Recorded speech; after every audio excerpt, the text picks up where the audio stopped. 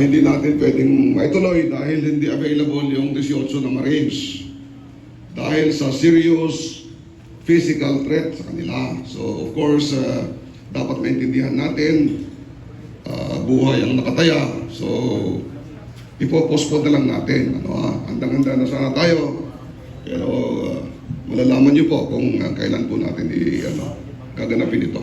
Handang-handa na mga certificates, lahat. Mga parangal, yung mga magsasalita. Pero yun na nga. Sinasaalang-alang din natin ang kapakanan nila, yung physical safety nila. So wala po tayong magagawa. Yun ang priority nila. Priority natin. So mamaya, magkakaroon tayo siguro dyan sa mga media ng simple mga panel discussions sa mga taga-PANA, taga-UPI. Medyo hindi na ako makapagsalita. Papacheck up po muna ako. Pasensya na kayo mga kabayan. Thank you, thank you. Maraming salamat, General Romy Pukisa. Itutuloy natin ito.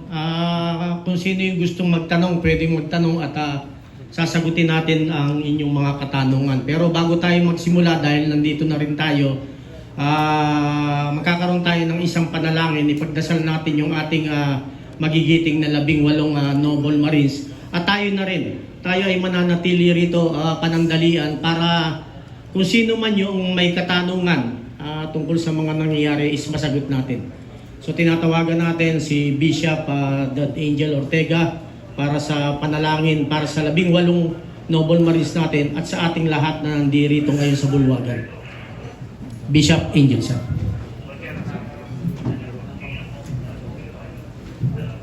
Magandang umaga po. Since there's an imminent danger, we know that God can protect us. Tayo pong lahat ay manalangin. Mahal po ba ng Diyos ang Pilipinas? Kakasuhan daw po ni Trillanes yung 18 Marines na naglabas po ng issue ng mali-maleta. Kahit sino po sa inyo, sir, sumagot. Una-una, sir, siyempre, madismaya ka kasi naglalahat yun ang katotohanan talaga.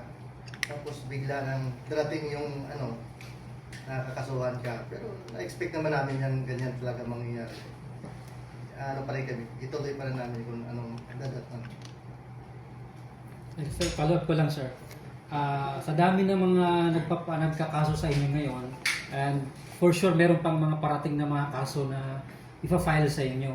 So, for me, parang tuloy na ba ito ba kahit anong gagawin nilang intimidation, pressure, whatsoever, threat, wala na ba pong recantation to? Tuloy na. Hanggang dulo. Yes po. Sir, tanong ko lang po, si Trillanes, hindi ko ba siya nakatanggap? Nakatanggap po yan. Kasi lagi friend po yan siya sa town house na meeting. Tapos meron ding isa sa kasamahan namin po, hindi lang po nakasama, na mismo sa bahay po niya inatid yung maleta. Saan po yung bahay niya, sir?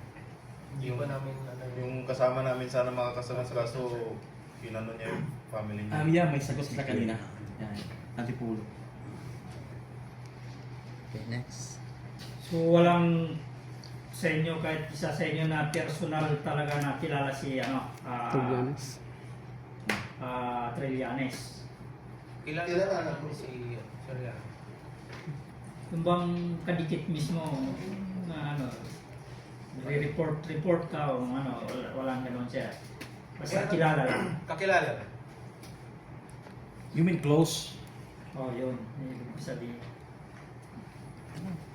Any question?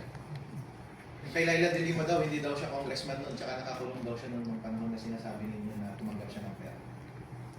Paano namin siya nakita, sir, sa townhouse kung nakakulong na siya? Pagkalabas ata niya yan, sorry. Pagka nakalabas na siya, then yung ongoing ata yung hearing sa quad, kumata yun sir na nandun nga si Kwan FPRRD nun, di ba? FPRRD, si Trillanes. Tapos may father ata yun na tapos si Trillanes. Congressman ba si Leila noon? Hindi pa po ata eh. So witness siya? Parang gano'n na. So pwedeng yung pera ay bayad bilang witness? Siguro sir, kasi before nun, tsaka after, nakita na namin siya sa townhouse.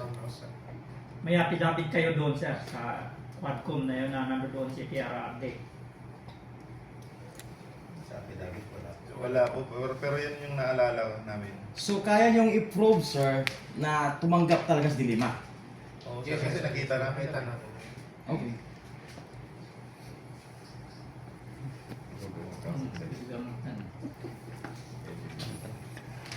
Ito tayo sir, tanong no? Salita pa rin. Ano mapanawagan niyo sa taong bayan para suportahan kayo? Salita pa rin. Kuha lang sir, papasalamat lang namin sa mga naniniwala po at sumusuporta. Yun lang. Sige po, mag-ano kayo, i-post niyo yung ano para makarating sa ating mga Kababayan. yung hinahing ninyo na matapos na ito, matulukan na ito. Dahil sabi sa kabila, tanging taong bayan na lang yung inaasahan nila. So sige po, ipanawagan po ninyo. Nanawagan po kami sa taong bayan na suportahan kami na yung sinasabi namin is totoo. Katotohanan lamang. Yun po, sana suportahan niyo po lang kami. Sa isa para Kayo po sir. isa. Sana sa ending na yan, guys, na ganyan tanong. Sir, tanong ko lang po, kasi panood ko yung interview ni Jessica Soho sa inyo. Totoo ba na may senador na nakatanggap din ng pera? Yes, affidavit. Nasa affidavit na po. So, pwedeng malaman kung ilan na senador ang possible. Nasa affidavit sir, hindi So, hindi na na po. maalala ko ilan sila. Pero, Sobra. so meron po talaga. Yes. So ano yung criteria para makatanggap ang isang Senado? Out of the 24, bakit hindi mo lang nakatanggap at yung iba hindi tumatanggap? Hindi namin sir, basta ang alam namin, para doon, hatid namin. Yun lang ang kuha namin sir eh. Ang iigas na sir eh. Pag-communicate sa kanila, then kami, sabihin na, hatid natin to doon kay Senator Juan. Kung ano lang ang sinasabi ni Congressman. Yes sir, nagsaka ng EA sir. Sa affidavit ninyo, si Erwin Tulfo nandun, naka-receive siya ng pera nung siya ay congressman tsaka nung senator din siya. Ano kayang kapalit nun? Yun ang hindi Hindi namin. ka namin alam kung ano talaga. Basta lahat yan ay supported na ebidensya.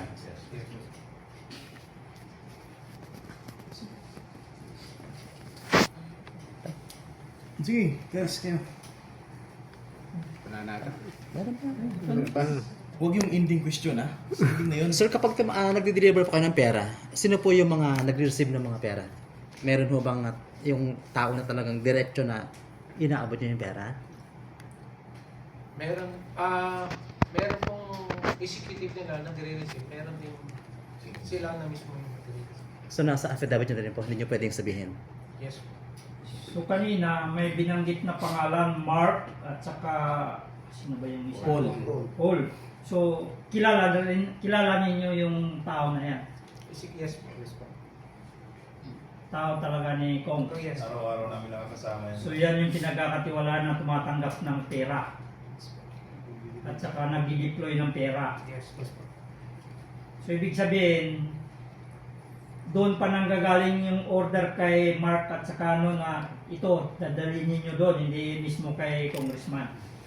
Yes po. Tuwing mag-deliver kami si Sir, kasama talaga yung dalawa yan. Kung hindi si Mark, si Paul yung kasama namin.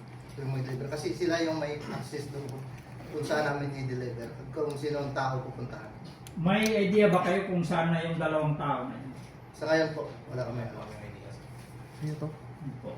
Si Senator Loren Legarda nagtatanong bakit daw siya sinama, ikakampi natin yung anak niya na si Lian na mag-expose ng katiwalayan sa bansa natin. Bakit niyo sinama si Senator Loren Legarda? Totoo naman sir na drop kami ng dalawang malita sa bahay niya. Kasama mismo si Kungsal.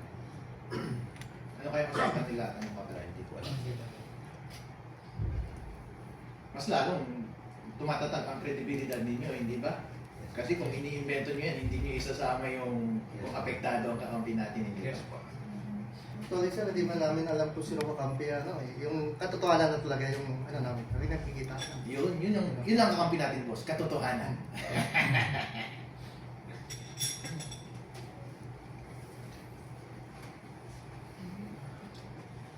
Okay, sir, question po. Aside po kay ano, may idea ho ba tayo kung sino talaga yung pinakapunot dulo ng lahat?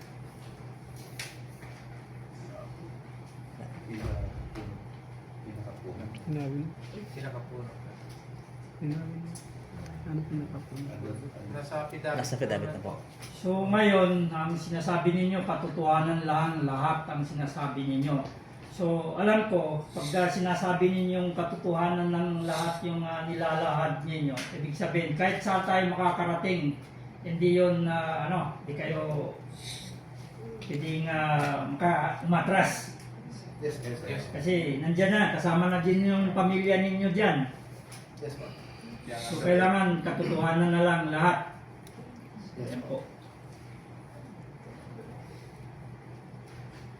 Sige guys, suban ninyo. Okay sir, kanina nabanggit natin na may mga senador na nabigyan ng pera, right? Then kasagsagan ito ng hearing ng Blue Ribbon Committee, which is ang chairman pa si Marcoleta. Then biglang nagkaroon ng changes ng chairmanship. Ano yung mabibigyan yung opinion? Bakit pinalitan si Marcoleta? Base sa inilahad nyo na may mga senador na tumatanggap din ng pera. Ini po sa inyo. Sa part 2 sir, parang wala talaga ako idea sa mga regarding dyan. Kasi parang out na. Parang something like, kaya pinalitan si Marcoleta kasi hindi nahawak nila sa leeg. Kailangan na palitan ang chairmanship kasi it's turned out pala na mostly pala doon sa senator, base sa affidavit nyo, ay tumatanggap ng pera. Something like that. Sa usaping politika po, hands off na po kami dyan. Kasi sa totoo lang, mensahero lang po kami ni Bustalde ko. Wala po kaming ibang